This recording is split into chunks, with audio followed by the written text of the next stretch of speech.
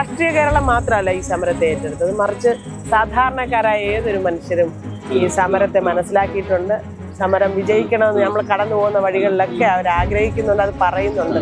ഓരോ വീട്ടിലും കയറിറങ്ങി തന്റെ സ്വന്തം ആരോഗ്യം നോക്കാതെ, തനിക്ക് കോവിഡ് വരുമോ എന്ന ഭയമില്ലാതെ, പക്ഷേ തന്റെ ചുറ്റുമുള്ള ആളുകളെ സംരക്ഷിക്കാൻ വേണ്ടി ഇറങ്ങിയ ആശാപ്രവർത്തകർ, അവരോടാണ് ഈ സർക്കാർ ഈ വിവേചനം കാണിച്ചുകൊണ്ടിരിക്കുന്നത്.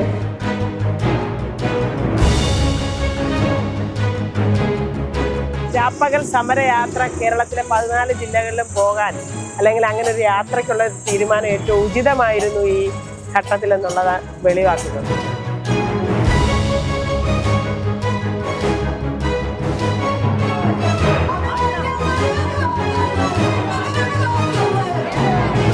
ഇതൊരു തൊഴിൽ സമരമാണ്. അത്തരത്തിലൊരു ട്രേഡ് യൂണിയനാണ് ഈ യാത്ര നടത്തിക്കൊണ്ടിരിക്കുന്നത്. അപ്പോൾ അതിൻ്റെതായ ഒരു പ്രത്യേകതയുണ്ട്. ഇത് എന്തെങ്കിലും ഒരു പ്രത്യേകമായ തെരഞ്ഞെടുപ്പ് ലക്ഷ്യമോ അത്തരത്തിലുള്ള എന്തെങ്കിലും രാഷ്ട്രീയ നേട്ടമോ ലക്ഷ്യം വെച്ചുകൊണ്ടല്ല ഈ യാത്ര നടത്തുന്നത്. രാഷ്ട്രീയ സംഘടനകളുടെ വനിതാ സംഘടനയുടെ ഉത്തരവാദിത്തത്തിൽ ഇരിക്കുന്ന ആളുകൾ നമ്മുടെ യൂണിയനിൽ പ്രവർത്തിക്കുന്നുണ്ട്. അതൊന്നും നമ്മുടെ യൂണിയനിൽ പ്രവർത്തിക്കുന്നതിന് തടസ്സമില്ല. എല്ലാവർക്കും വ്യക്തിപരമായ രാഷ്ട്രീയമുണ്ട്. ഭയം ഉള്ളിടത്തോളം കാലം നമുക്കൊന്നും നേടാൻ കഴിയത്തില്ല. ആ ഭയത്തിൽ നിന്ന് മറികടക്കാൻ കഴിഞ്ഞു എന്നുള്ളതാണ് ഏറ്റവും പ്രധാനപ്പെട്ട ഈ സമരത്തിന്റെ ഒരു വിജയമായിട്ട് നമ്മൾ കാണുന്നത്.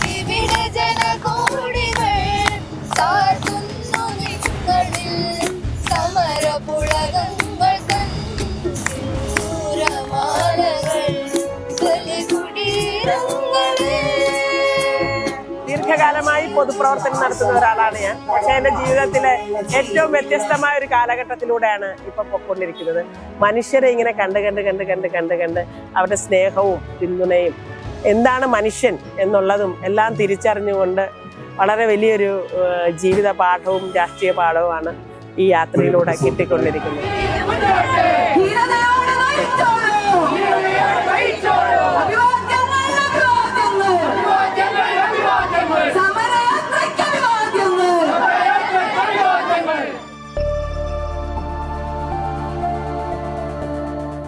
സമരയാത്രയാണ് രാപ്പകൽ സമരയാത്ര. നമ്മൾ 85ാമത്തെ ദിവസമാണ് സമരയാത്ര ആരംഭിക്കുന്നത്. ആ 85 ദിവസവും നമ്മുടെ സംഘടന ചെയ്യാൻ പറ്റുന്ന തരത്തിലുള്ള എല്ലാ സമരമാർഗങ്ങളും സ്വീകരിച്ചു. കേരളത്തിൻ്റെ പൊതുസമൂഹം ആ സമരത്തോടൊപ്പം ചേർന്ന് നിന്നുകൊണ്ട് ഈ സമരം മാന്യമായി ഒത്തുതീർപ്പാക്കണമെന്ന് സർക്കാരിനോട് ആവശ്യപ്പെട്ടു. പക്ഷേ സർക്കാർ ഒരു ജനാധിപത്യപരമായ രീതിയിൽ ഈ സമരം ഒത്തുതീർപ്പാക്കാൻ കഴിയാത്ത, അവരത്തരത്തിലുള്ളൊരു നിലപാടെടുക്കാത്ത ഒരു സാഹചര്യത്തിലാണ് കേരളം മുഴുവൻ ഈ യാത്രയുമായി പോകാൻ ഞങ്ങൾ തീരുമാനിച്ചത്. നമ്മൾ മനസ്സിലാക്കിയ ഈ 85 ദിവസം കഴിഞ്ഞ് നമ്മളിവിടെ വരുമ്പം ഇതിങ്ങനെ ഒഴുകി പരന്ന് കേരളമെമ്പാടും അങ്ങ് തെക്ക് നിന്ന് ഇങ്ങ് കാസർഗോഡ് വരെ ഇത് ഒഴുകി പരന്നിരിക്കുന്നതായിട്ടാണ് നമുക്ക് മനസ്സിലാക്കുന്നത്. കാരണം അത്രയ്ക്ക് ഞങ്ങളെ സത്യത്തിൽ അത്ഭുതപ്പെടുത്തുന്ന തരത്തിലുള്ള സ്വീകരണവും പിന്തുണയാണ് എല്ലാ സ്ഥലത്തു നിന്ന് കാസർഗോഡ് മുതൽ ഞങ്ങൾക്ക് ലഭിച്ചുകൊണ്ടിരിക്കുന്നത്. ഈ സമരത്തെക്കുറിച്ച് നമ്മൾ ഒരാളോടും വിശദീകരിക്കേണ്ടുന്ന കാര്യമില്ല. അതിൻ്റെ തുടക്കം മുതൽ ഫെബ്രുവരി 10 മുതൽ ഈ സമരം പൊക്കൊണ്ടിരിക്കുന്ന രീതിയും അതിൻ്റെ ഗ്രാജ്വലായ ഡെവലപ്മെൻറ്റും സർക്കാർ കൈക്കൊണ്ട നിലപാടുകളും ഇതിനെ എങ്ങനെയാണ് സർക്കാർ നേരിട്ടതെന്നുള്ളതും വളരെ സവിസ്തരം ഈ സ്വീകരണ യോഗങ്ങളിൽ വരുന്ന എല്ലാ ആളുകളും അവതരിപ്പിക്കുകയാണ്. എന്തുകൊണ്ടാണ് ഈ സമരം വിജയിക്കേണ്ടുന്നത് എന്നുള്ളതും അതിനൊരു ആവശ്യകത എന്താണ് ഇന്നത്തെ കാലഘട്ടത്തിൽ എന്നുള്ളതും ഹൃദയത്തിൽ തട്ടിയാണ് എല്ലാവരും പറയുന്നത്. എന്തെങ്കിലും ഒരു രാഷ്ട്രീയ താല്പര്യമോ അല്ലെങ്കിൽ അത്തരത്തിലുള്ള സങ്കുചിതമായ എന്തെങ്കിലും ഒരു താല്പര്യം വെച്ചുകൊണ്ടല്ല സംസാരിക്കുന്നത്. പറഞ്ഞാൽ ഹൃദയത്തിൽ നിന്നും വരുന്നത് മനസ്സിലാക്കാൻ നമുക്ക് നന്നായിട്ട് കഴിയും. അപ്പോൾ അത്തരത്തിലുള്ള ഒരു ഹൃദയം കൊണ്ടുള്ള ഒരു സ്വീകരണമാണ് കിട്ടുന്നത്.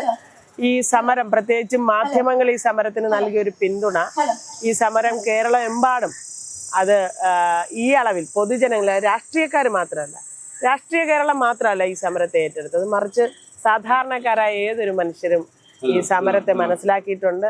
സമരം വിജയിക്കണമെന്ന് നമ്മൾ കടന്നു പോകുന്ന വഴികളിലൊക്കെ അവർ ആഗ്രഹിക്കുന്നുണ്ട്, അത് പറയുന്നുണ്ട്.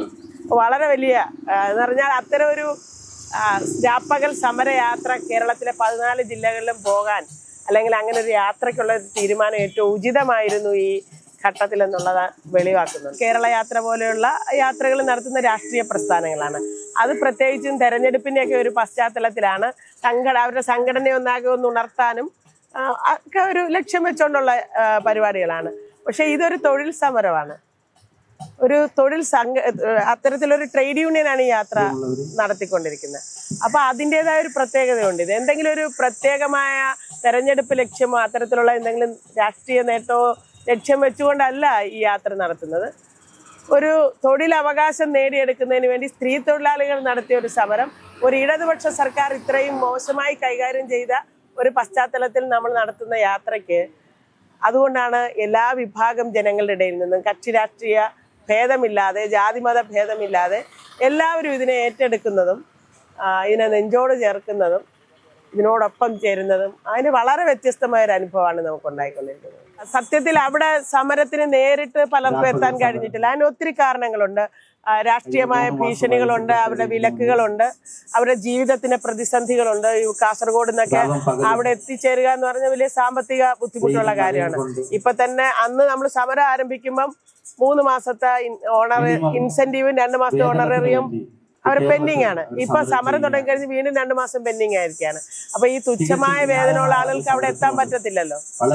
പക്ഷെ അവരെല്ലാവരും മാനസികമായി ഈ സമരത്തോടൊപ്പമാണ്. അവർക്ക് അവിടെ വരാൻ പറ്റാത്ത വിഷമം അവർ കണ്ണീരിലൂടെയൊക്കെയാണ് നമ്മളെ അറിയിച്ചുകൊണ്ടിരിക്കുന്നത്. കെട്ടിപ്പിടിച്ച് ഞങ്ങൾ നിങ്ങളോടൊപ്പമായിരുന്നു, ഞങ്ങൾ എത്ര വേദനിച്ചാണ് ഇവിടെ ഇരിക്കുന്നത്, അവിടെ എത്താൻ കഴിയാത്തല്ലെന്നുള്ളൊക്കെയുള്ള വളരെ വിഷമം. അവരവിടെ വന്നില്ലെങ്കിലും ഈ 95 ദിവസവും അവർ ഞങ്ങളോടൊപ്പമായിരുന്നു എന്നുള്ളത് ഞങ്ങൾക്ക് അവരുടെ ആ പ്രതികരണങ്ങളിൽ നിന്നും ഈ സമരത്തെ സ്വീകരിക്കുന്ന അവരുടെ ആ വൈകാരികമായ തലത്തിൽ നിന്നെല്ലാം മനസ്സിലാക്കാൻ കഴിഞ്ഞിട്ടുണ്ട്. കാസർഗോഡ്, വയനാടും കണ്ണൂരും എല്ലാം നമ്മുടെ സ്വീകരണ സ്ഥലങ്ങളിലെല്ലാം ധാരാളം ആശാവർക്കർ, ആ പ്രദേശത്തെ ആശാവർക്കർമാരെല്ലാവരും ഈ വിലക്കുകളെ എല്ലാം ഭേദിച്ചുകൊണ്ട് അവർ വന്നിട്ടുണ്ട്. കാരണം ഈ 2-3 മാസമായി നമ്മൾ നടത്തിക്കൊണ്ടിരിക്കുന്ന സമരത്തിലൂടെ ആശമാർക്ക് കുറച്ച് തിരിച്ചറിവുകൾ വന്നിട്ടുണ്ട്.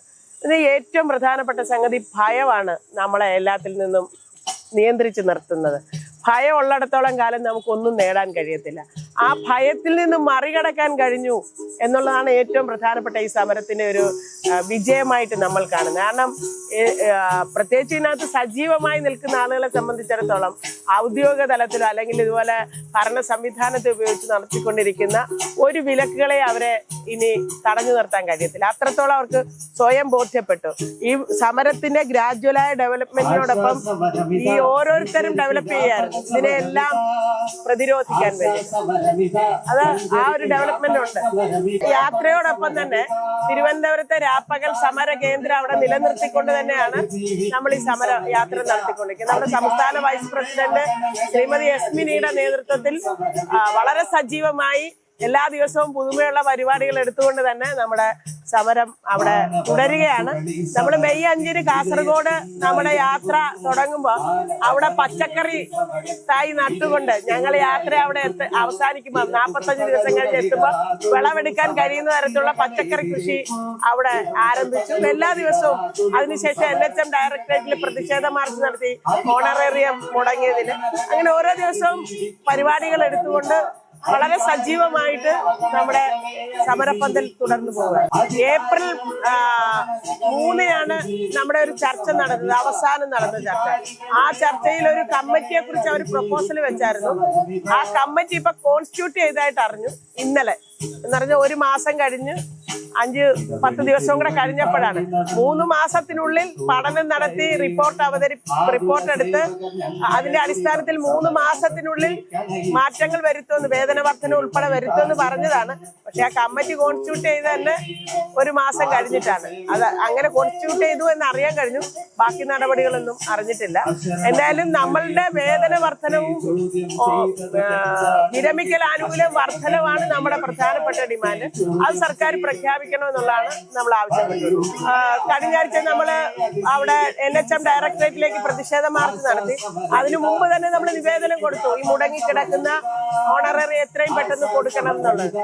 മാത്രമല്ല സമരത്തിൽ പങ്കെടുത്ത ആശാവർക്കർമാർക്ക് അതിനു മുമ്പ് 2 മാസം ഇൻസെന്റീവ് ഓണറേറിയം അവർ ചെയ്ത വർക്കിന്റെ പോലും കൊടുക്കാതെ തടഞ്ഞു വെച്ചിരിക്കുകയാണ്. നമ്മളത് NHM ഡയറക്ടറേറ്റില് പരാതി കൊടുത്തിട്ടുണ്ട്. ചില ജില്ലകളിൽ നമ്മൾ ഇടപെട്ട് അത് കുറെ പേർക്ക് കിട്ടിയിട്ടുണ്ട്. തിരുവനന്തപുരത്ത് പ്രത്യേകിച്ച് 240 പേരോളം ആശാവർക്കർമാർക്ക് കിട്ടാനുണ്ട്. ഈ തുച്ഛമായ തുക തന്നെ ഇങ്ങനെയൊക്കെയുള്ള പ്രതികാര നടപടിയിൽ ഈ സാധാരണക്കാരായ ഏറ്റവും പാവപ്പെട്ട സ്ത്രീകളോട് ചെയ്യുക എന്ന് പറയുന്നത് വളരെ മോശമാണ്. സമരത്തിലൂടെ അല്ലെ സമരത്തിന്റെ പേര് പറഞ്ഞ് അധികാരത്തിലിരിക്കുന്ന ഒരു സർക്കാർ സമരം ചെയ്തതിന്റെ പേരിൽ അവർ ചെയ്ത ന്യായമായ സമരത്തിന് പോയ സമയത്ത് വേണമെന്ന് ആവശ്യപ്പെടുന്നില്ല, മറിച്ച് ചെയ്ത ജോലിയുടെ പോലും വേതനം കൊടുക്കാതിരിക്കുക എന്ന് പറയുന്നത് അത് തികച്ചും ജനാധിപത്യ വിരുദ്ധമാണ്. തൊഴിലാളി സമരങ്ങൾ ഇല്ലാതാക്കപ്പെട്ടുകൊണ്ടിരിക്കുന്ന ഒരു സംസ്ഥാനത്താണ്, പ്രത്യേകിച്ചും കേരളം പോലൊരു സംസ്ഥാനത്ത് ഇത്തരത്തിലുള്ള ഒരു സമരം സ്ത്രീ തൊഴിലാളികൾ നടത്തിയത് എല്ലാ വിഭാഗം തൊഴിലാളികൾക്കും, അത് ജീവനക്കാർക്കുൾപ്പെടെ സാധാരണ തൊഴിലെടുക്കുന്ന ആളുകൾക്ക് എല്ലാവർക്കും വളരെ ഒരു പ്രതീക്ഷ നൽകാൻ നമ്മുടെ സമരത്തിന് കഴിഞ്ഞു. അതുകൊണ്ട് തന്നെ ഈ മെയ് 1 തൊഴിലാളി ദിനം, ലോക തൊഴിലാളി ദിനം, അത് വളരെ അർത്ഥവത്തായിട്ടാണ് അത് ആചരിച്ചത് എന്ന് ഞങ്ങൾ വിചാരിക്കുന്നു. കാരണം മെയ് ദിനം എന്ന് പറയുന്നത് ഒരു ദിനം വെറുതെ ആചരിച്ച് കളയാൻ വേണ്ടിയിട്ടല്ല. ആ പഴയ ചരിത്രത്തിൽ നിന്നും പാഠം ഉൾക്കൊണ്ടുകൊണ്ട് നമ്മുടെ ജീവിത കാലഘട്ടത്തിൽ നമ്മുടെ മുന്നിൽ വരുന്ന പ്രതിസന്ധികളെ, ഇതുപോലുള്ള പ്രശ്നങ്ങളെ തരണം ചെയ്യാൻ പാഠം ഉൾക്കൊള്ളുക എന്നുള്ളതാണ്. ആ ഉത്തരവാദിത്വം നമ്മൾ ഏറ്റെടുക്കുക എന്നുള്ളതാണ് മെയ് ദിനം നമ്മളെ ഓർമ്മിപ്പിക്കുന്നത്. അപ്പൊ അത്തരത്തിൽ ഒരു കേരളം പോലൊരു സംസ്ഥാനത്ത് ഒരു പുതിയ തൊഴിലാളി മുന്നേറ്റത്തിന് പ്രതീക്ഷ നൽകാൻ നമുക്ക് കഴിഞ്ഞു എന്നുള്ളത് വളരെ അഭിമാനത്തോടെ ഞങ്ങൾ കാണുകയാണ്. നമ്മൾ നടത്തിയ സമരത്തിന്റെ ഫലമായിട്ട് തന്നെ കേരളത്തിലെ UDF MP-മാരും കേന്ദ്ര സഹമന്ത്രി അടക്കം അത് രാജ്യസഭയിലും ലോക്സഭയിലും അവതരിപ്പിക്കുകയും 2 മാസത്തിനു മുമ്പ് കേന്ദ്ര ആരോഗ്യമന്ത്രി നമ്മുടെ ഇൻസെന്റീവ് വർദ്ധിപ്പിക്കാമെന്ന് പറഞ്ഞിട്ടുണ്ട്, പ്രഖ്യാപിച്ചു പറഞ്ഞു. തീർച്ചയായിട്ടും അങ്ങനെ ഒരു വർധനവ് പ്രഖ്യാപിക്കുമെന്ന് തന്നെ ഞങ്ങൾ പ്രതീക്ഷിക്കുന്നുണ്ട്. ഇടതുപക്ഷ സർക്കാരിന്റെ അവരുടെ ഇത്തരം സമരങ്ങളോടുള്ള സമീപനത്തിൽ കാതലായ മാറ്റം വന്നിട്ടുണ്ട്. അപ്പൊ ഇങ്ങനെ സമരങ്ങളിലൂടെ തൊഴിലാളികൾ അവകാശം നേടിയെടുക്കുക എന്നുള്ള ഒരു രീതി ഇനി ഉണ്ടാവണ്ടെന്ന് അവര് ആഗ്രഹിക്കുന്നുണ്ട്. അതുകൊണ്ടാണ് ഈ സമരം സെറ്റിൽ ചെയ്യാതെ പോകുന്നത്. നമ്മളുടെ സമരം മാത്രമല്ല, നമ്മളവിടെ സമരം ആരംഭിച്ചു കഴിഞ്ഞാണ് വനിതാ CPO റാങ്ക് ലിസ്റ്റിൽപ്പെട്ട കുട്ടികളെ നടത്തിയ സമരം. കേരള സമൂഹം ഒന്നടങ്കം ആഗ്രഹിച്ചാണ് ആ കുഞ്ഞുങ്ങൾക്ക് എന്തെങ്കിലും ഒരു പ്രതീക്ഷ നൽകണം. പക്ഷെ എത്ര നിഷ്ഠൂരമായിട്ടാണ്, ക്രൂരമായിട്ടാണ് ആ കുഞ്ഞുങ്ങളെ കൈകാര്യം ചെയ്തത്. അപ്പൊ പൊതുവെ സമരത്തോടുള്ള സമീപനം ഇതാണ്. അവര് സമരത്തിന്റെ ഭാഗത്ത് നിന്ന് മാറി. അതുകൊണ്ടാണ് അദാനി അവരുടെ പാർട്ട്ണറാണ് എന്ന് പറയാൻ ഒരു ബുദ്ധിമുട്ടും ഇല്ലാതെ വരുന്നത്. മുതലാളിമാരെ കൂട്ടുപിടിക്കുമ്പം മുതലാളിമാർക്ക് സമരം സത്യമല്ലല്ലോ, സമരവിരുദ്ധരാണ് അവര്. അപ്പൊ അവരോടൊപ്പം ചേരുമ്പോ ആ സ്വഭാവം കാണിക്കണമല്ലോ. അപ്പൊ അതുകൊണ്ടാണ് സമരം സെറ്റിൽ ചെയ്യാതെ പോകുന്നത്. സമരം ചെയ്യേണ്ടുന്ന രീതിയിൽ സമരം ചെയ്യണമെന്നാണ് നമുക്ക് തൊഴിലാളികളോട് അഭ്യർത്ഥിക്കാറുള്ളത്. നമ്മളെ ഏതെങ്കിലും യൂണിയനുകൾ പറയുമ്പോ സമരം തുടങ്ങുകയും അവര് പറയുമ്പോ അവസാനിപ്പിക്കുകയും ചെയ്യല്ലോ. നമ്മുടെ ഡിമാൻഡുകൾ നേടിയെടുക്കുന്നത് വരെ അടിയുറച്ച സമരത്തിൽ നിൽക്കാൻ നമുക്ക് കഴിയണം. അത്തരം ഒരു ബോധ്യം തൊഴിലാളികൾക്ക് ഉണ്ടാവണം ആണ് നമുക്ക് പറയാനുള്ളത്. ഒരു സമരം സെറ്റിൽ ചെയ്യാൻ ആഗ്രഹിക്കുന്നില്ലല്ലോ അവര്. അതല്ലെങ്കിൽ 21,000 രൂപ മിനിമം വേതനമാണ് നമ്മൾ ചോദിച്ചത്. അത് സമരം സെറ്റിൽ ചെയ്യാൻ വേണ്ടിയിട്ട് അതിനകത്തൊരു വിട്ടുവീഴ്ചയ്ക്ക് നമ്മൾ തയ്യാറായി. സത്യത്തിൽ പ്രൊപ്പോസൽ വെക്കേണ്ടുന്ന അവരാണ്, അവര് വച്ചില്ല. ആ സമയത്ത് നമ്മൾ അങ്ങോട്ട് വെക്കുമ്പോ അതുപോലും തന്ന് സെറ്റിൽ ചെയ്യാൻ അവർ തയ്യാറല്ല. അത്തരത്തിൽ കർക്കശമായ നിലപാടിലാണ് അവർ നിൽക്കുന്നത്. ഒരുപക്ഷെ കേരള സമൂഹം ഒന്നടങ്കം ഈ ചർച്ചകൾ നടക്കുമ്പോൾ കക്ഷിഭേദമില്ലാതെ മുഴുവൻ മനുഷ്യരും ചാനലുകൾക്ക് മുമ്പിലാണ് ഈ സമരം എന്തായി എന്നറിയാൻ വേണ്ടിയിട്ട്. പറഞ്ഞാൽ അത് സ്ത്രീകൾ ഈ പൊരിവെയിലത്തിരുന്ന് വെയിൽ കൊള്ളുന്നതും മഴ നനയുന്നതും അവിടെ ഇരുന്ന് ഈ ബുദ്ധിമുട്ട് അനുഭവിക്കുന്നതും സ്ത്രീകൾക്ക് നമുക്കറിയാം, നമ്മുടെ സ്വന്തം വീട്ടിലെ ലാട്രിനിലല്ലാതെ നമുക്ക് എത്ര ദിവസം അഡ്ജസ്റ്റ് ചെയ്യാൻ പറ്റും. പറഞ്ഞാൽ അതുപോലെ പബ്ലിക് ടോയ്ലറ്റൊക്കെ യൂസ് ചെയ്ത് നമ്മുടെ വീട്ടിലെ കാര്യങ്ങളെല്ലാം ഉപേക്ഷിച്ചിട്ട് ഒക്കെ വന്ന് നമ്മൾ ഇരിക്കുമല്ലേ. സ്ത്രീകളാണ് പ്രത്യേകിച്ചും നമ്മളുടെ സമരമാർഗങ്ങൾ തലമുണ്ടനം ചെയ്തതും നമ്മൾ ഉപവാസം നിരാഹാരം കിടന്നതും ഒക്കെ വളരെ വൈകാരികമായ ഒരു തലം കേരളത്തിൽ സൃഷ്ടിച്ചിട്ടുണ്ട് സ്ത്രീകളുടെ ഇടയിൽ. അപ്പൊ എല്ലാ ആളുകളും ഇത് അവസാനിപ്പിക്കണം, ഈ സമരം സെറ്റിൽ ചെയ്യണമെന്ന് ആഗ്രഹിച്ചിരുന്നു. അപ്പൊ ആ അവസാനത്തെ ചർച്ചയിൽ അത് നടക്കുമെന്ന് ജനങ്ങൾ പ്രതീക്ഷിച്ചിരുന്നു, ഇവിടുന്ന് മാധ്യമങ്ങളടക്കം. പക്ഷെ അവര് ജനഹിതത്തെ, ജനങ്ങളുടെ വികാരം എന്താണ് പൊതുവിൽ, അത് ഇടതുപക്ഷമെന്നോ വലതുപക്ഷമോ ഒരു വ്യത്യാസമില്ല. ഇടതുപക്ഷക്കാരിൽ നല്ലൊരു ശതമാനം ആളുകൾ ആഗ്രഹിച്ചു, ഇവരുടെ പാർട്ടിയിലുള്ള ആളുകൾ പോലും ആഗ്രഹിച്ചിരുന്നല്ലോ അവര് റഫറൻഡം നടത്താനോ അല്ലെങ്കിൽ ഒരു സർവേ നടത്താനോ അവർ തയ്യാറാകട്ടെ, അപ്പൊ ആളുകൾ ആരോടൊപ്പാണെന്ന് മനസ്സിലാവും. അപ്പൊ അത്തരത്തിൽ കാർക്കശ്യവും ഒരു ജനാധിപത്യ വിരുദ്ധ നിലപാടുമാണ് അവരെടുത്തോണ്ടിരിക്കുന്നത്. നമുക്ക് കിട്ടുന്ന വേതനം എന്ന് പറയുന്നത് 2 തരത്തിലാണ് കിട്ടിക്കൊണ്ടിരിക്കുന്നത്. അപ്പൊ കേന്ദ്രത്തിനെതിരെ സമരം നടത്തുന്നത് നമ്മൾ നടത്തുന്നുണ്ട്, പക്ഷെ സംസ്ഥാന സർക്കാരാണ് ഓണറേറിയം നൽകിക്കൊണ്ടിരിക്കുന്നത്. അത് വർദ്ധിപ്പിക്കണം നമുക്ക് സംസ്ഥാന സർക്കാരിനോടാണ് ആവശ്യപ്പെടാൻ കഴിയുന്നത്. അതുകൊണ്ടാണ് നമ്മൾ സംസ്ഥാന സർക്കാരിനോട് ആവശ്യപ്പെടുന്നത്. അല്ലാതെ കേന്ദ്ര ഗവൺമെന്റ് തരേണ്ടത് തരണ്ടെന്ന് നമ്മളൊരിടത്തും പറഞ്ഞിട്ടില്ലല്ലോ. അതിന് അതിൻ്റെതായ രീതിയിലുള്ള സമരങ്ങൾ നമ്മൾ നടത്തുന്നുണ്ട്.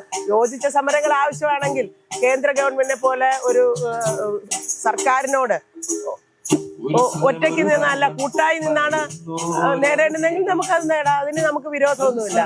മറിച്ച് കേന്ദ്ര ഗവൺമെന്റിനോട് ഇവർ ആവശ്യപ്പെട്ടിട്ടുണ്ട് പണം, അത് തരുമ്പം കൂട്ടിത്തരാം എന്ന് പറഞ്ഞിട്ട് കേന്ദ്ര ഗവൺമെന്റാണ് തൊഴിലാളിയായിട്ട് അംഗീകരിക്കേണ്ടത് എന്ന് പറഞ്ഞിട്ട് എന്ത് നിലപാട് ഇവര് എടുത്തിട്ടുണ്ട് ഇത്രയും നാളിനെ? കേന്ദ്ര ഗവൺമെന്റ് ആശാവർക്കർമാരെ തൊഴിലാളികളായിട്ട് അംഗീകരിക്കണം ഒന്നത്. രണ്ടാമത് ഇവര് കേന്ദ്രത്തോട് ആവശ്യപ്പെട്ടിട്ടുണ്ട് എന്ന് പറയുമ്പോ അവിടെ രേഖാമൂലം ഇവിടെ ആശാവർക്കർമാരുടെ വേതനം വർദ്ധിപ്പിക്കണമെന്ന് ആവശ്യപ്പെട്ടത് 2 സംസ്ഥാനമേ ഉള്ളൂ. അത് കേരളമല്ല, BJP ഭരിക്കുന്ന 2 സംസ്ഥാനമാണ് ആവശ്യപ്പെട്ടത്. അപ്പൊ ഈ പറയുന്നതിനകത്ത് ആത്മാർത്ഥതയില്ല. തന്നെയല്ല, നമ്മൾ അതിനകത്ത് കുറച്ചും കൂടെ സ്റ്റഡി നടത്തേണ്ടിയിരിക്കും. കാരണം തൊഴിലാളികളായി അംഗീകരിക്കാൻ സ്റ്റേറ്റ് ഗവൺമെന്റിന് കഴിയുമോ എന്നുള്ളത് പരിശോധിച്ച് നോക്കണം. കാരണം ഈ സ്കീമിൽപ്പെട്ട അംഗൻവാടി തൊഴിലാളികളെ കേന്ദ്രത്തിൽ പാചക തൊഴിലാളികളെ, സ്കൂൾ പാചക തൊഴിലാളികളെ തമിഴ്നാട്ടിൽ അവരെ റെഗുലറൈസ് ചെയ്തിട്ടുണ്ടെന്നാണ് നമുക്ക് അറിയാൻ കഴിഞ്ഞേക്കുന്നത്. അത് വസ്തുതയാണെങ്കിൽ സംസ്ഥാന സർക്കാരിന് ചെയ്യാൻ കഴിയും. അപ്പൊ അതിനകത്ത് എന്ത് നിലപാടെടുത്തു എന്നുള്ളത് പരിശോധിച്ച് നോക്കണ്ടേ? തന്നെയല്ല, 18 വർഷമായി ആശാവർക്കർമാര് കേരളത്തിൽ നിയോഗിക്കപ്പെട്ടിട്ട് ഈ 18 വർഷത്തിൽ 10 വർഷം ഇപ്പൊ ഭരിച്ചുകൊണ്ടിരിക്കുവാണല്ലോ. അതിനു മുമ്പ് ഒരു ടൈമിലും ഭരിച്ചില്ലേ? അപ്പൊ അവരെന്തുകൊണ്ട് അതിന് തയ്യാറായില്ല? അപ്പൊ കാരണം അങ്ങനെ അവർ ചിന്തിക്കുന്നത് പോലുമില്ല, അല്ലേ? അങ്ങനെ ചിന്തിക്കുന്നില്ല. മറിച്ച് നമ്മൾ ഈ സമരം തുടങ്ങിയപ്പോ ഈ നമ്മൾ ഉയർത്തിയ ഡിമാൻഡിൽ നിന്നും ഒരു തെറ്റിദ്ധാരണ ജനിപ്പിക്കാൻ വേണ്ടി സംസ്ഥാന സർക്കാരിനെതിരായിട്ടാണ് ഈ സമരമെന്ന് വരുത്തി തീർക്കാൻ വേണ്ടിയിട്ട് പറയുന്നതാണ്. നമുക്കറിയാലോ, ഇപ്പൊ കേരളത്തിലടക്കം സുപ്രീം കോടതി പോലും സ്ഥിരം സ്വഭാവത്തിലുള്ള ജോലി കോൺട്രാക്ടറൈസ് ചെയ്ത് പറഞ്ഞാൽ അവരെ കരാറടിസ്ഥാനത്തിൽ നിയമിക്കരുതെന്ന് പറഞ്ഞിട്ടുണ്ട്. അവിടെയാണ് ഇവിടെ 60-70% സർക്കാർ ഓഫീസുകളിൽ 60-70% കോൺട്രാക്ട് ലേബേഴ്സാണ്. അങ്ങനെ നടത്തിക്കൊണ്ടിരിക്കുന്ന ആളുകളാണ്. PSC നിയമനം നടത്തി ഈ ആളുകളെ സേവന വേതന വ്യവസ്ഥകൾക്ക് അനുസൃതമായി നിയമിക്കേണ്ടതിന് പകരം ഈ ദിവസ വരുമാനക്കാരായി നിർത്തി ഇവിടെ ഏറ്റവും ഉന്നത വിദ്യാഭ്യാസമുള്ള കുട്ടികളെ അടക്കം ചെയ്യുന്ന ആളുകളാണ് ആശാവർക്കർമാരെ സ്ഥിര ജീവനക്കാരായി നിയമിക്കുന്നത്. ഇതെല്ലാം വൈരുദ്ധ്യമാണ് ഇവർ പറയുന്നത്. ഇതിനകത്ത് ഒരു ആത്മാർത്ഥതയില്ല. മറിച്ച് ഈ ഉയർത്തിയിരിക്കുന്ന കാര്യങ്ങളെ മറികടക്കുന്നതിന് വേണ്ടിയിട്ട് പറയുന്ന തൊടുന്യായങ്ങൾ മാത്രമാണ്. അല്ലെങ്കിൽ ഇവർക്ക് ഇത് റെഗുലറൈസ് ചെയ്യാൻ എന്താ വേണ്ടതെന്നുള്ളത് ഇതുവരെ ഒരു അന്വേഷണം നടത്തിയിട്ടുണ്ടോ? എന്താണ് അതിന്റെ നടപടികൾ സ്വീകരിക്കേണ്ടതെന്ന് അവര് ചിന്തിച്ചിട്ടുണ്ടോ? അതിന് എന്തെങ്കിലും പേപ്പർ നീങ്ങിയിട്ടുണ്ടോ? ആലോചിച്ചിട്ടുണ്ടോ അതിനെക്കുറിച്ച്? അപ്പൊ ഒരു ഡിമാൻഡ് ഉന്നയിക്കുമ്പോൾ ഏത് പേരിലാണെങ്കിലും പണിയെടുക്കുന്നവൻ അതിന് ജീവിക്കാൻ വേണ്ടുന്ന വേതനം കൊടുക്കുക എന്നുള്ളതാണ് ഏറ്റവും പ്രധാനപ്പെട്ട. പിന്നീട് അവർക്ക് തൊഴിലാളിയായിട്ട് അംഗീകരിക്കട്ടെ, നമ്മൾ വേണ്ടെന്ന് പറയുന്നില്ല. എല്ലാ സേവന വേതന വ്യവസ്ഥകളിലും നമ്മുടെ ഡിമാൻഡുമാണ് എല്ലാ സേവന വേതന വ്യവസ്ഥകളുടെയും ഉൾപ്പെടുത്തിക്കൊണ്ട് ഇവരെ റെഗുലറൈസ് ചെയ്യണമെന്നുള്ളത് ഒരുപക്ഷെ CIT ആവശ്യപ്പെടുന്നതിന് മുമ്പേ ആവശ്യപ്പെട്ട സംഘടന നമ്മളാണ്. അത് നമ്മൾ ആവശ്യപ്പെടുന്നുണ്ട്. പക്ഷെ ഇപ്പൊ പറയുന്ന ഈ ന്യായം, ഇത് ഈ പറയുന്നത് അത് ന്യായമല്ല. ഇതിൽ നിന്ന് രക്ഷപ്പെടാൻ വേണ്ടിയിട്ട് അവർ പറയുന്നത് 2022 മാർച്ച് 2 വിരമിക്കൽ പ്രഖ്യാപനം വരുന്നത്. അതിനു മുമ്പ് ആ വർഷം തന്നെ ജനുവരി 7 മിനിസ്റ്റർ ഒരു ചർച്ച വിളിച്ചു ചേർത്തിരുന്നു. ആ ചർച്ചയിൽ ബാക്കി എല്ലാ യൂണിയനുകളും ഈ ഏജ് സംബന്ധിച്ചൊരു തീരുമാനത്തിലെത്തി. നമ്മൾ അന്ന് ശക്തമായിട്ട് അവിടെ പറഞ്ഞു, നിങ്ങൾ ഏജ് പ്രഖ്യാപിക്കുന്നതിന് മുമ്പ് വിരമിക്കൽ ആനുകൂല്യം പ്രഖ്യാപിക്കണം. അപ്പൊ അത് കേന്ദ്ര പദ്ധതിയാണ്, സംസ്ഥാന സർക്കാരിന് പറ്റത്തില്ലെന്ന്.